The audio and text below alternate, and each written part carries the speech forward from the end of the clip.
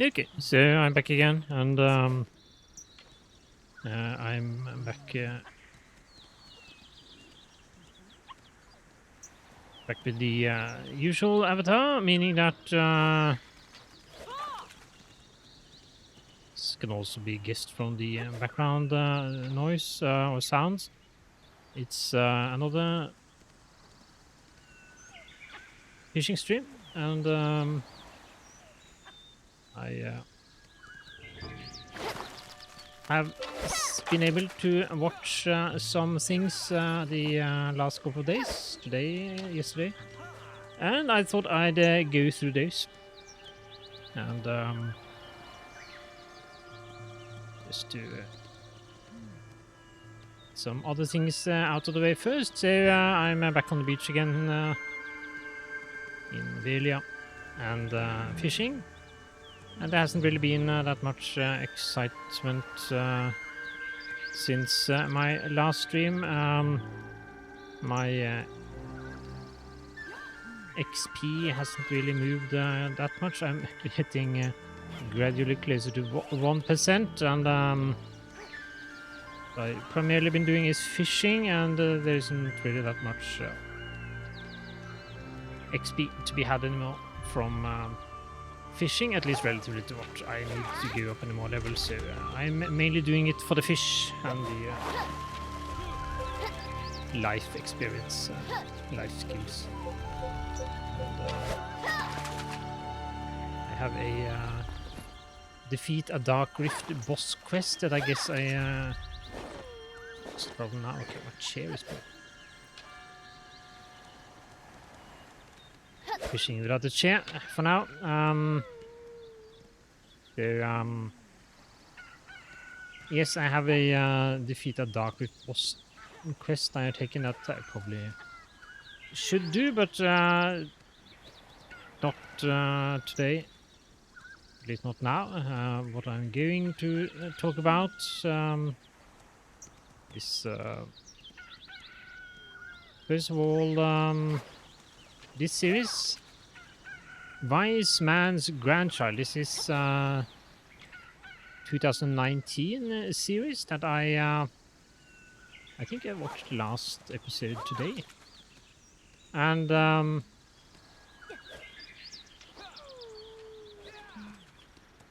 I would say it's a fairly traditional isekai story. You have a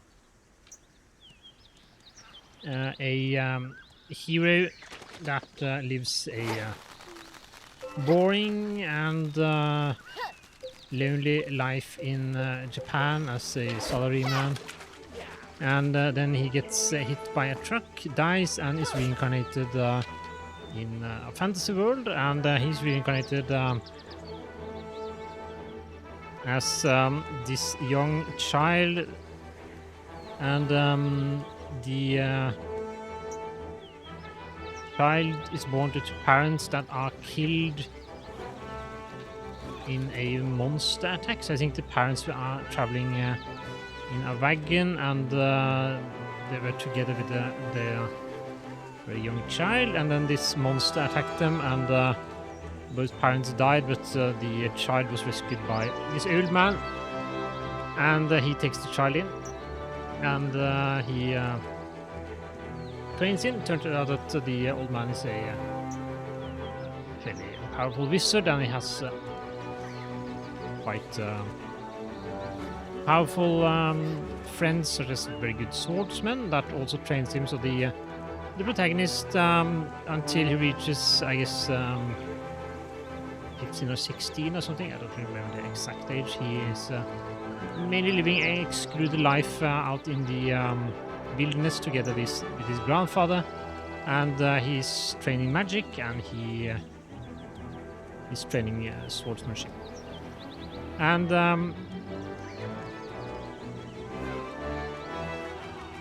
I guess you could say he is somewhat OP. He does become quite powerful, and there isn't really made that much out of him coming from another world, but you it does have some effect since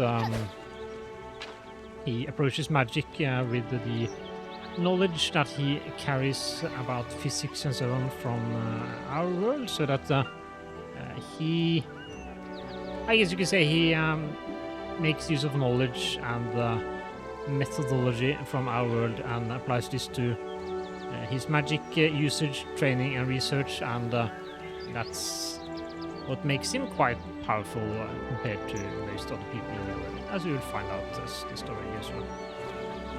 And what we eventually find out, and this is the start of the story, I think it's probably during the first or second episode, and it's the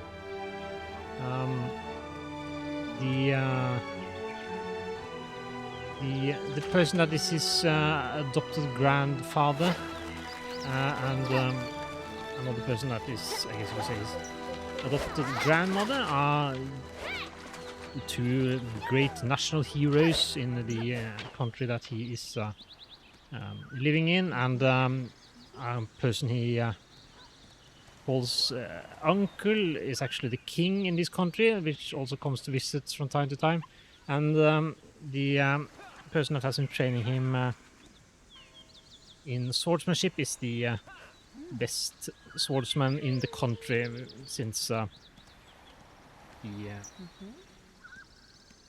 connected with the I think it was one of the military orders in the kingdom. And basically what has been happening is that the person that adopted him was this great hero, and the king and his closest allies have been friends with him through all these years, and they have come to visit and keep relations with this grandfather person, so that the hero has become acquainted with all these very powerful and very well connected people without really knowing who they were. So he gets quite surprised when, I think it was during the coming of age party they have, he finds out who all these people that he has known all his life actually are. But he has been quite isolated from the world, and he's eventually become very powerful, so he has exceeded his grandfather in magical ability and so on. So so they decide to do is that they will send him to the magical university in town, and there he will become adapted to normal life in this country, and also find friends and so on. And this starts a fairly standard isekai story. It's the hero starting on this magical university, which is a thing you have in many stories, and he gains friends and enemies, and he fights off what is in this world.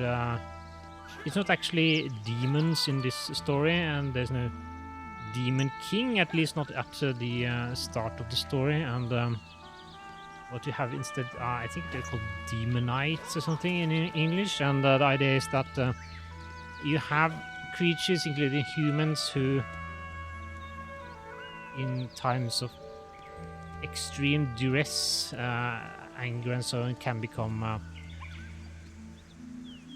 affected by magic and then become extremely powerful. So there was this one case in the past, which is the case which his so-called grandfather and grandmother helped to solve, when this one demonite rampaged in the country that they are living in, and caused a lot of problems before his grandfather and grandmother managed to take him down. And what essentially happens is that prince of the country is one of his classmates, and he meets several other people at the university that he becomes friends with, and they start this this not class, but this club, I guess it's a term. So this magical training club where he teaches the other students some magical techniques and training and so on. And eventually this becomes very powerful group of magicians, and they end up becoming the heroes of the story, who will fight against these demonite creatures that for various reasons end up being a lot of in one of the neighboring countries. And the antagonist in this series, and I guess that's what makes this series a little bit interesting, is that you don't have this Demon King that you usually have in many of these series. You have so at least initially appears to be this evil character, that evil magician that creates these demonites, and he uses some kind of technique to ensure that these once humans become quite powerful and evil, so that they go around rampaging. And usually he makes use of people that have been under duress or some kind of emotional stress, so that they usually have a deep hatred for some other group of people, and he makes use of this, and these strong feelings are partly what drives these creatures, humans. And this series is also based on a series of novels. The series of novels is finished, I think, and this is a 2019 series with 12 episodes, and we haven't had a season 2, so I guess it's necessary to go to the book series to know how this anime ends, or rather how this story in the anime ends. And I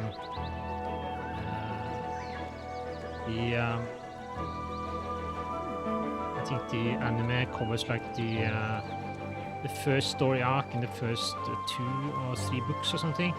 And even though it's not complete, I would say it's quite perfect as an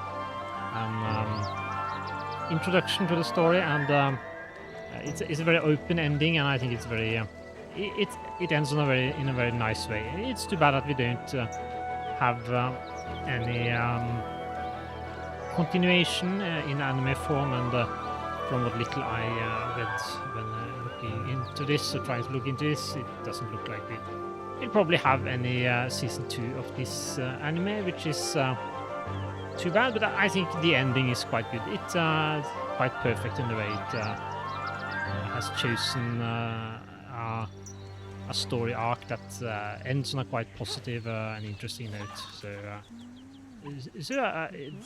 there not being a continuation, I wouldn't say is an argument for not watching this. This is anyway quite common, unfortunately. But in this case, I think I don't have any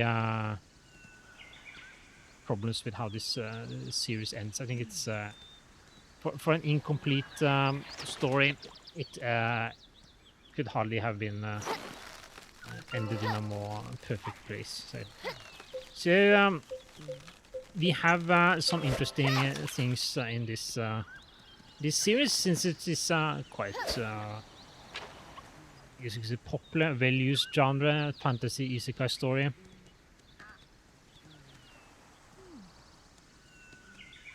And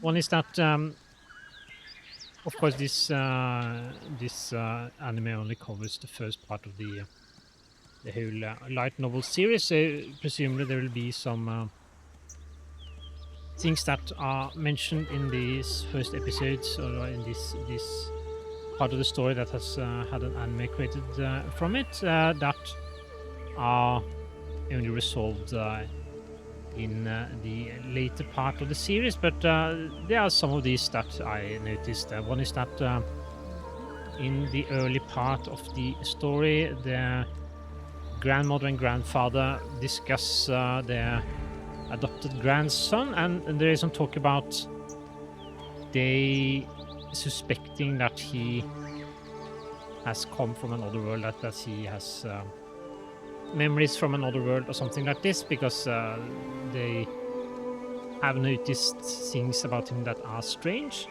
And there is also some reference to him talking something like the original language of magic or something like this. So I don't know if this is a general commentary on him simply being very good at magic, or whether there is something special about Japanese, which is an idea which has been present in several isekai stories. I think the how a really Zero Reform the Kingdom also had this as an element, since the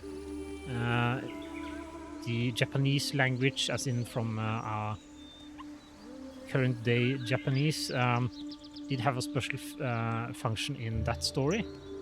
And it could be that this discussion between the grandfather and grandmother also references that there is something special about this. But there isn't really that many references to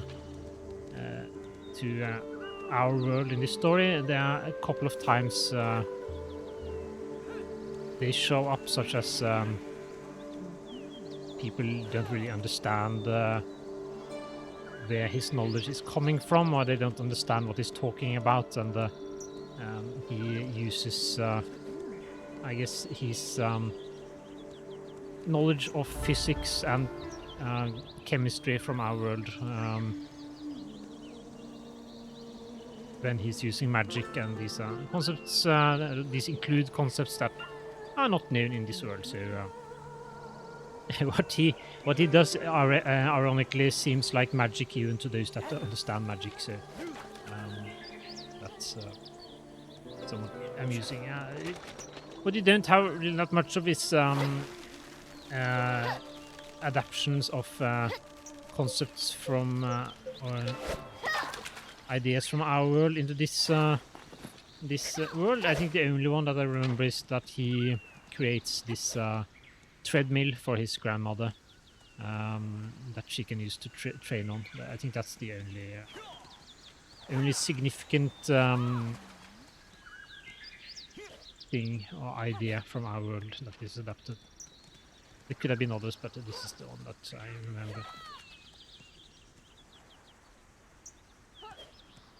Apart from this, there's also another hint that is provided in, I think it was the last episode, which I think was meant to indicate that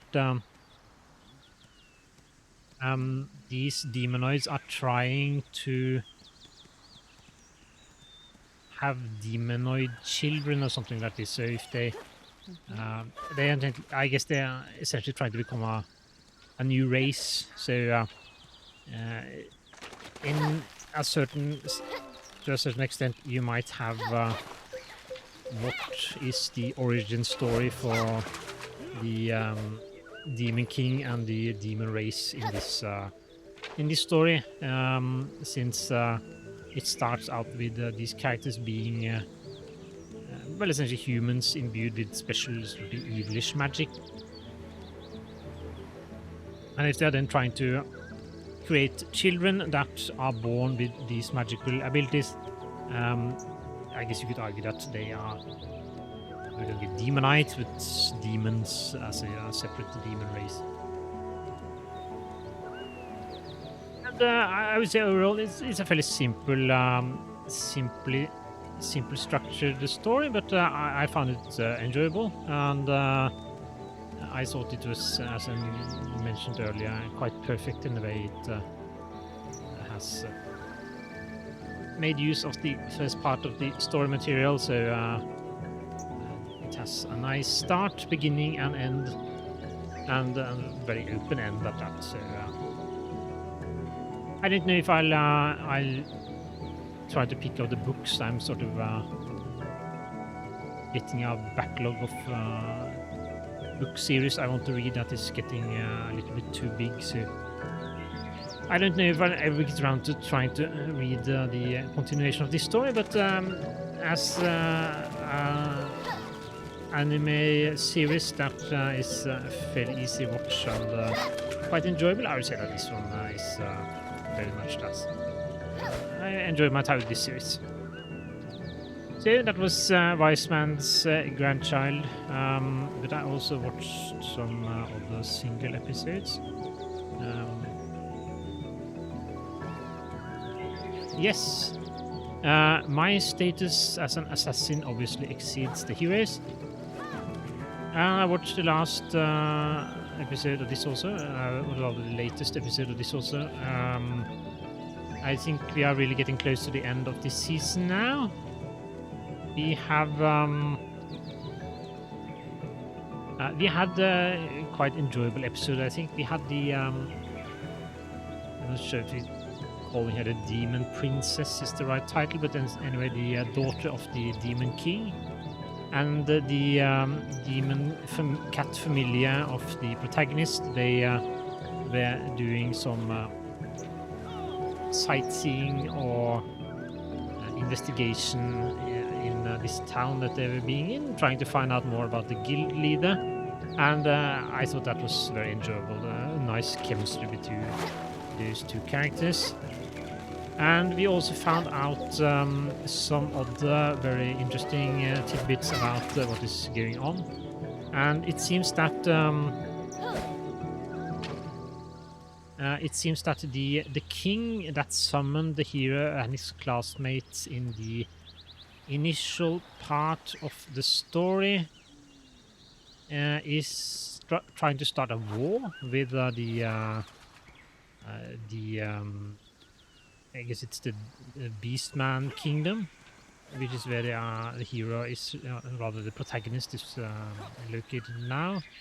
And the idea is that this guild master, which is the you could say the main antagonistic character on this this continent, is smuggling various humans and so on, slaves, and doing various illegal activities. And the king of the kingdom that summoned the protagonist is trying to start a war, and apparently wants to start a war because he wants to do this ritual to, I think it was resurrect his wife or something like that. And to do that, for someone that has been dead for a long time, there is no normal method to do it. It can't be done with normal, I guess we call reincarnation, or not reincarnation, but resurrection magic. You need some kind of special ritual that requires the sacrifice of a lot of people. So I think the idea was that he, under the guise, or rather he wants to disguise this sacrifice during a war situation, so that when you have a situation when lots of people would die anyway, it's presumably simpler to try to hide this kind of evil act. So he is quite unpleasant. The king that came from this kingdom that the protagonist ran into first.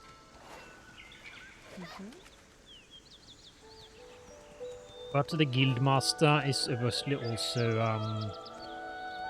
quite an unpleasant character, and the dilemma that the protagonist has grappled with the last two episodes, including this one, is whether he should actually accept an assassination request for this guildmaster or not. And the basic I should call it regret, but the thing that he is worried about is that if he doesn't want to become a killer, essentially, he doesn't want to take human life, and then he fears that he won't be able to look his family in the eyes again if he managed to return to his home. So it's sort of a moral dilemma, which is explored in quite detail, which is I guess it's appropriate when you have someone that's an assassin. It's also somewhat unusual to see it in this kind of series, which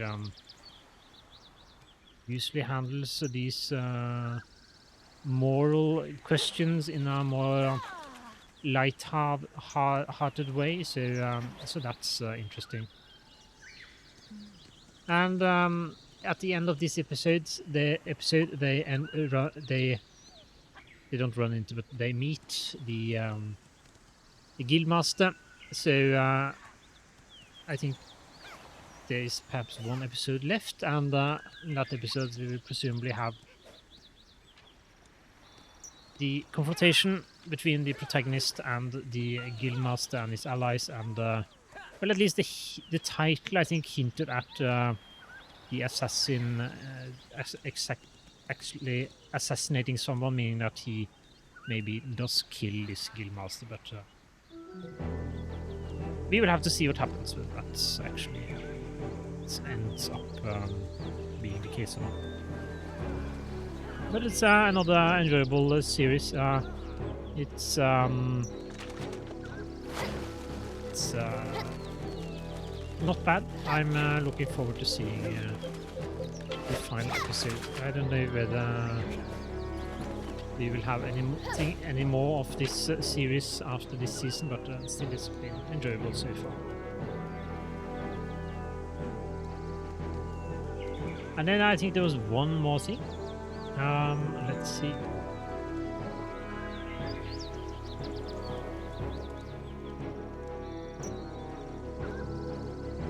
Yes, this one.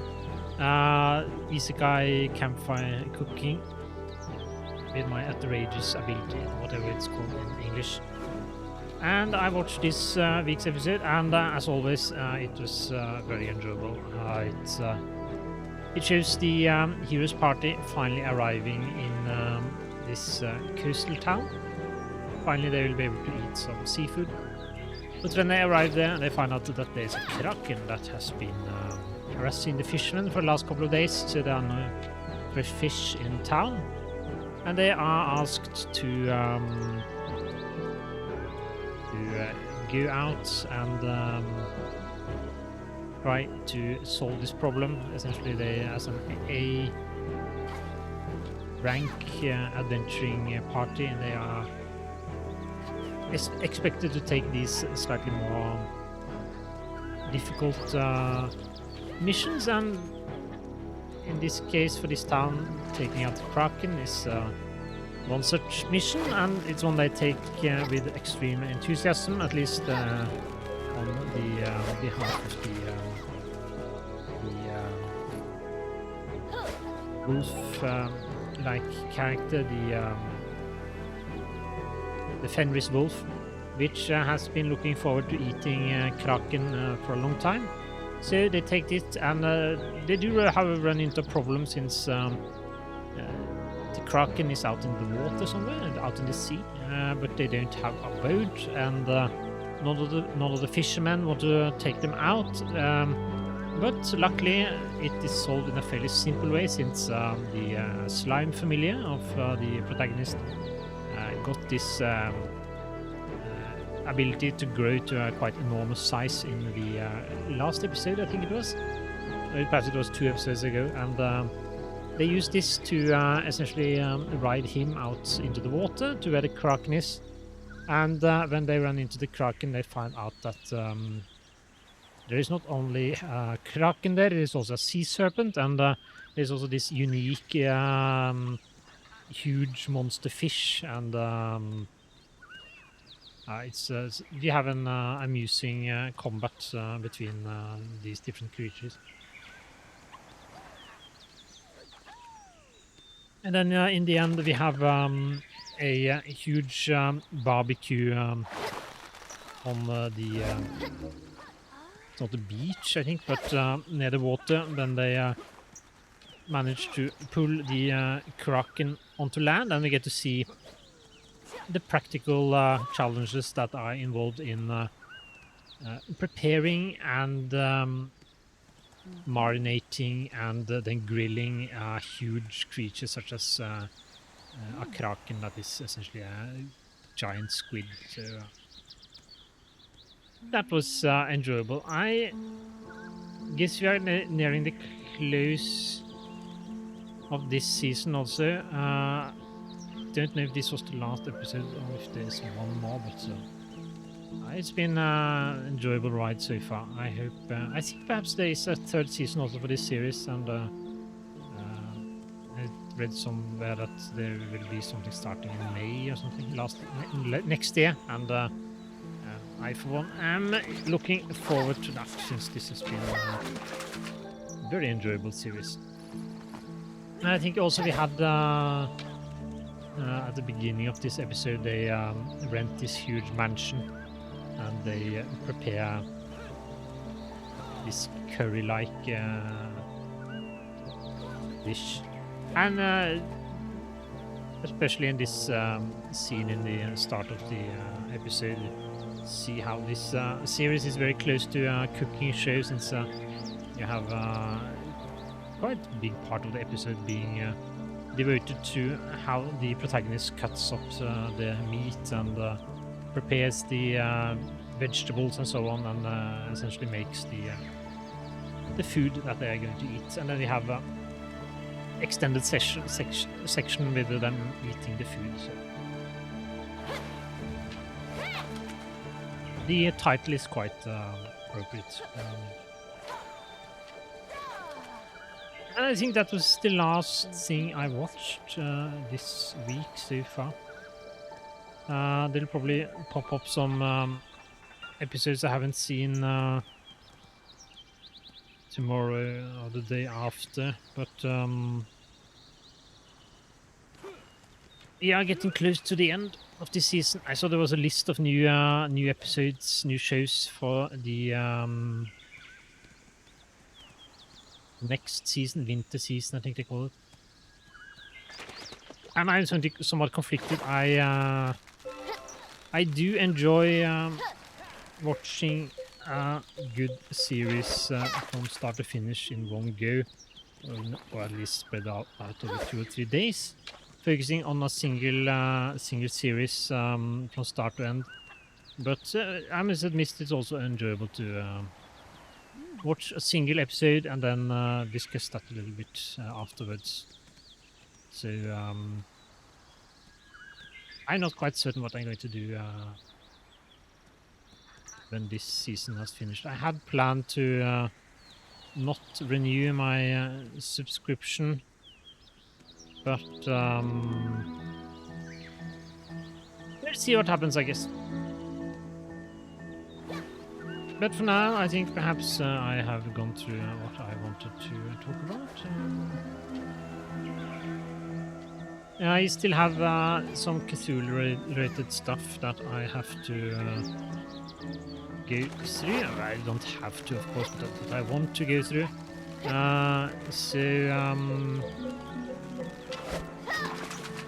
Possibly that will be what I'll be doing next time.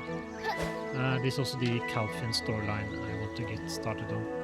It looks like this weekend is going to be somewhat busy. I don't know what I will have time for.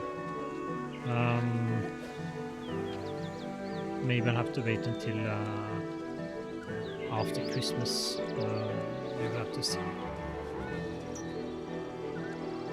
But anyway, okay, I think I'll be ending it here. So, thank you for watching or listening, and